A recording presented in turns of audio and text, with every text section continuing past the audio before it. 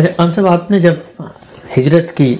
اب تو کافی وقت گزر چکا ہے اس واقعے کو بھی، کم و بیش 10 سال سے زائد عرصہ ہو چکا ہے، اور پھر انہی 10 سالوں میں گلوبلی یہ تبدیلی بھی آئی ہے کہ رابطے، ویڈیو کانفرنسز، کال، جدید ٹیکنالوجی، اس سے بہت ربط بھی برقرار رہتا ہے، زمان و مکان سے اوپر بات اٹھ چکی ہے۔ لیکن جس وقت آپ ملیشیا گئے تھے پاکستان سے، اس وقت اتنی ترقی بھی نہیں تھی، نہ اس طرح کے رابطوں کے سلسلے تھے۔ تو میں یہ جاننا چاہتا ہوں کہ بالکل وہ جو ابتدائی دن تھے، یعنی اپنی مٹی، اپنی زمین، اپنا گھر چھوڑ کے جو نکلنے کا ایک آدمی کے اوپر احساس ہوتا ہے، تو میں بھی وہاں پر ملیشیا میں رہا آپ کے ساتھ ابتدائی عرصے کے بعد سے، تو وہ جو ابتدائی فیز تھا جس وقت آپ نے ملک چھوڑا، تو اس کا نفسیات کے اوپر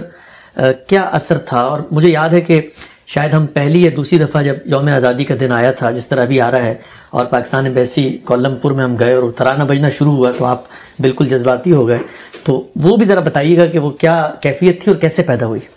یعنی کیسے پیدا ہوئی، میں تو آج بھی اس کی تحلیل نہیں کر سکتا۔ میں ایسے لوگوں میں سے نہیں ہوں کہ جو بات بات پہ رو دیتے ہیں۔ میرے ہاں میری سارے خاندان کے جو بزرگ تھے، بلکہ آپ کہہ سکتے ہیں کہ جتنے بھی متعلق رشتے آپ کے براہ راست رشتے ہوتے ہیں، یعنی آپ کی ماں ہے، آپ کا باپ ہے، آپ کی بہنیں ہیں، پھر اس کے بعد آپ کی پھوپھیاں ہیں، آپ کی خالائیں ہیں، آپ کے چچا ہیں، آپ کے ماموں ہیں، یہ سب کے سب میرے پاکستان چھوڑنے سے پہلے میرے سامنے دنیا سے رخصت ہوئے ہیں۔ ان سب کو میں نے دفن کیا ہے۔ تو ظاہر ہے کہ اس میں آدمی دل گرفتہ ہوتا ہے، طبیعت پر بھی بوجھ ہوتا ہے، اس میں بھی آنسو نکلے ہوں گے کبھی، لیکن یہ جو واقعہ ہے، یعنی میں خود بھی نہیں جانتا کہ کیا ہوا۔ وہاں کا جو سفارت خانہ تھا وہ ظاہر دعوت دیتا تھا کہ آپ آئیے، تو تقریب تھی، منعقد ہوئی ہوئی تھی، اور اس میں میں بالکل اگلی صف میں بیٹھا ہوا تھا، اور جیسے آدمی کسی تقریب میں شریک ہونے کے لیے جاتا ہے، پہلے سال کی بات تھی یہ، پہلے یا دوسرے سال کی بات، تو میں بیٹھا ہوا تھا، تو ہوا یہ کہ جو سفیر تھے پاکستان کے، وہ میرے ساتھ کچھ دیر بیٹھے رہے۔ اس وقت بھی میں بالکل نارمل طریقے سے بات کر رہا تھا۔ اس کے بعد اٹھے اور اٹھ کے جا کے پاکستان کا پرچم لہرایا گیا، اور اس کے ساتھ ترانہ بجنا شروع ہو گیا۔ تو میں، یعنی ظاہر ہے کہ آپ ایک مجلس میں بیٹھے ہیں، آپ پہلی صف میں بیٹھے ہوئے ہیں، آپ کے گرد و پیش میں بہت سے لوگ ہیں، لیکن میرا خیال ہے کہ میں بالکل بچوں کی طرح رو رہا تھا، میں اس پہ ضبط نہیں کر سکا۔ تو آدمی کی اپنے ملک کے ساتھ جو محبت ہوتی ہے، تعلق ہوتا ہے، یہ کس جگہ جا کے پیوست ہو جاتا ہے، آپ اس کا کوئی علمی یا عقلی تجزیہ نہیں کر سکتے۔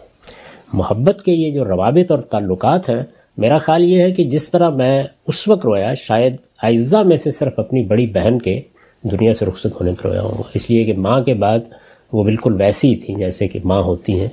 اور وہ کافی عرصہ تک بعد میں زندہ رہیں، لیکن پھر ایک دن وہ بھی رخصت ہو گئی۔ تو انسان کا معاملہ یہی ہے، انسان کو اگر آپ یہ دیکھیں کہ وہ کوئی علم کی دنیا میں ہے، وہ کوئی سائنس کی دنیا میں ہے، وہ کوئی تحقیقی باتیں کر رہا ہے، ظاہر ہے میری ساری زندگی انہی چیزوں میں گزری ہے، تو اس میں آپ یہ کیسے کہہ سکتے ہیں کہ وہ اپنا اصل وجود بھول گیا ہے؟ انسان کے اصل وجود کو تو اصل میں اس کی جبلتیں، اس کی خواہشیں، اس کے جذبات سے تشکیل دیا گیا ہے۔ عقل تو ہمیں اس لیے دی گئی ہے کہ ہمیں جس امتحان میں ڈالا گیا ہے، اس میں ہم اپنی جبلتوں کے، اپنی خواہشات کے، اپنے جذبات اور رغبات کے ان تقاضوں کو ضبط میں رکھ سکیں۔ یعنی اگر وہ ضبط میں نہ رہیں تو ایک جانب ہم اخروی امتحان میں ناکام ہوتے ہیں، دوسری جانب دنیا میں مصیبت پیدا کر دیں گے، فساد پیدا کر دیں گے۔ تو عقل اس لیے دی گئی ہے، اور اس لیے دی گئی ہے کہ اللہ تعالیٰ نے ہمارے سامنے جو بڑے مقاصد رکھے ہیں، ان کو ہم اپنی علمی زندگی سے متعلق کر سکیں۔ تو علم تو بے شک اسی طرح پیدا ہوتا ہے کہ آپ تجربہ کرتے ہیں، مشاہدہ کرتے ہیں، پھر اس کے بعد اس کو آپ استقراء کے مراحل سے گزارتے ہیں، عقلی استنباط کے مرحلے میں جاتے ہیں، وہاں پر جذبات کو دخل نہیں دینے چاہیے، لیکن انسان کی اپنی شخصیت کا ظہور وہ تو ہوتا ہی اس کے جذباتی وجود سے ہے۔